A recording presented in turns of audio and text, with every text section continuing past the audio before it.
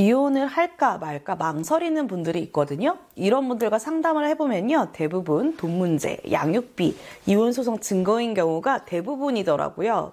그런데 인터넷을 통해 잘못된 정보들을 먼저 접하다 보니까 계속 망설이기만 하셨던 거예요. 그래서 오늘은 이혼에 대해 많이 오해하는 3가지에 대해서 알려드릴까 합니다. 최소한 이혼에 대한 오해 때문에 이혼을 망설이는 일이 없으실 거예요.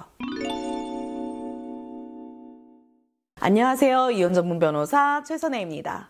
변호사님, 가사 사건만 1000건 넘게 진행하셨잖아요. 그죠? 그러면 상담은 더 많이 하셨을 것 같은데 이혼하시려는 분들이 가장 많이 물어보시는 질문이 뭐예요? 아마 상담은 제가 수행한 사건에 아마 몇 배는 더 했을 거예요. 그런데 상담 오시는 분들이 가장 물어보는 질문은 좀 정해져 있는 것 같아요. 보통 돈 관련 문제나 유책 배우자야라는 그 증거에 관한 질문이 좀 많고요. 그리고 그 잘못된 이혼 소송에 대한 오해로 이혼 소송을 망설이거나 착오해서 오시는 경우가 많더라고요. 이혼 소송에 대한 잘못된 정보로 인해서 물어보는 질문 3가지에 대해서 말씀드릴까 합니다. 첫 번째는요. 이혼 소송 전에 미리 돈을 빼놔야 된다라는 건데요. 이 부분은 전문가 상담을 받기 전에는 많이 좀 헷갈릴 수가 있는 부분이에요. 이혼 소송 전에 자기 명의의 계좌에서 출금을 하면 재산 분할 대상에서 반영되지 않는다라고 착각하시는데, 그래서 이런 분들 이런 질문을 해요. 변호사님, 그 이혼 소송 전에 돈을 미리 부모님이나 그 형제한테 이체하면 안 돼요? 이렇게 질문하시거나 아니면 현금을 미리 출금해두면 안 될까요? 이렇게 질문을 많이 하시거든요. 그런데 사실 금융재산 같은 경우에는요. 이혼소장을 제출한 시점이나 아니면 별거 시점을 기준으로 최소한 3년치는 조회해서 확인이 가능해요. 그렇기 때문에 소송 직전에 돈을 뺀 흔적이 있다, 이체한 흔적이 있다 이러면 그 금액도 재산분할 대상에 모두 포함이 되는 경우가 대부분입니다. 그러니까 상대방에게 재산 분할을 적게 해주고 싶다, 아니면 상대방이 재산을 빼돌릴까봐 불안하다 이런 생각이 들더라도 돈을 미리 출금하는 일은 하지 않으셔도 됩니다. 두 번째는요. 소송 기간 중에 양육비를 못 받는다입니다.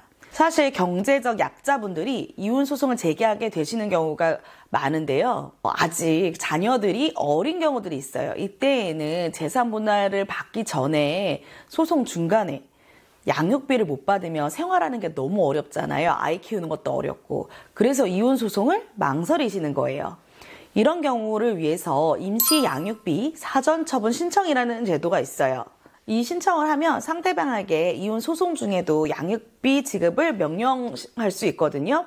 이런 사전 처분 신청과 명령에도 양육비를 지급하지 않는 경우 물론 발생할 수 있겠죠. 그러면 조정이나 판결 시에 과거 양육비로 지급을 요구할 수도 있으니까 크게 걱정하지 않으셔도 됩니다. 오히려 양육비 사전 처분 결정이 있었는데도 양육비를 안 주면요. 위자료나 재산 분할에 알게 모르게 반영이 됩니다. 그리고 재산 분할에는 부양적 성격이 있거든요. 그래서 나중에 양육비를 안 줄 가능성이 크다 이렇게 판단할 수 있어서 재산 분할에 반영이 되기도 합니다. 이것 때문에 상대방도 변호사를 선임하는 경우에는 소송 기간 중에 양육비를 확실하게 주는 경우가 훨씬 더 많아요. 오히려 소송 끝나고 판결 난 이후에 양육비를 늦게 주거나 적게 주더라도 소송 기간 중에는 잘 주는 경우가 훨씬 더 많습니다. 세 번째는요. 확실한 증거가 없으면 소송에서 반드시 진다입니다.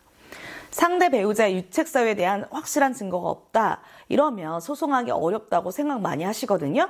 그런데 반드시 그런 건 아니에요.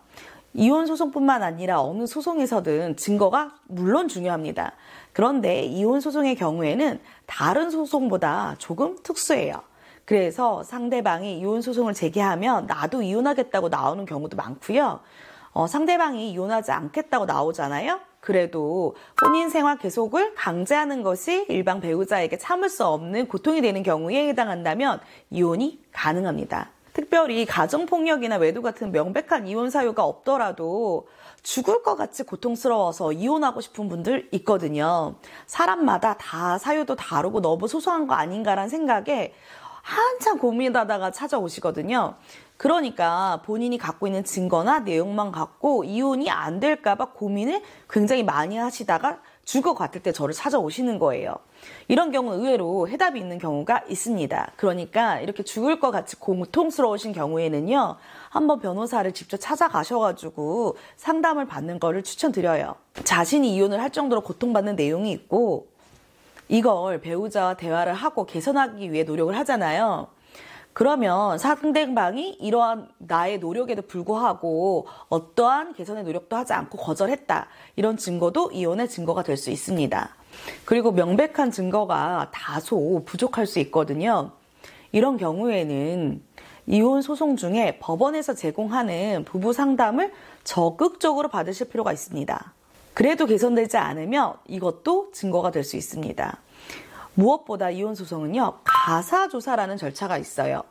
가사조사 절차를 통해서 부부 당사자가 얘기하는 내용이 다르다면요, 어떤 게 사실인지 양측의 의견을 정리하시거든요. 이 절차가 이혼에서 아주 중요한 역할을 합니다. 그러니까 이혼을 하겠다는 결심을 확실히 하셨다면요, 단순히 이혼 소송에 대한 증거가 준비 안 됐다고 결혼 생활 억지로 버티시지 마세요. 미리 상담을 받고 이혼을 준비하셨으면 좋겠습니다. 오늘은 잘못된 정보로 이혼을 망설이는 분들이 가장 많이 하는 질문 3가지에 대해서 설명을 드렸는데요. 저는 이혼은 이혼 후의 삶이 지금보다 행복할 수 있을 때 하는 게 좋다고 생각을 해요. 그래서 이혼 상담 오시는 분들이 지금 당장 너무 힘들어서 이혼을 고민하시는 거 충분히 이해합니다. 하지만 이혼을 한 후에 지금보다 더 나은 삶을 살 수 있는지 신중하게 고민하시라고 꼭 말씀을 드려요. 실제로 제 의뢰인분들이 신중하게 고민하시고 이혼 결정을 하신 분들은요, 이혼 전보다 이혼 후에 훨씬 더 나은 삶을 살고 계신 분들이 많더라고요. 그러니까 지금 너무 힘든 순간에만 집중하지 마시고 그 이후, 이혼 이후의 삶에 대해서 천천히 고민해 보세요. 그러면 확신이 드실 때가 있어요.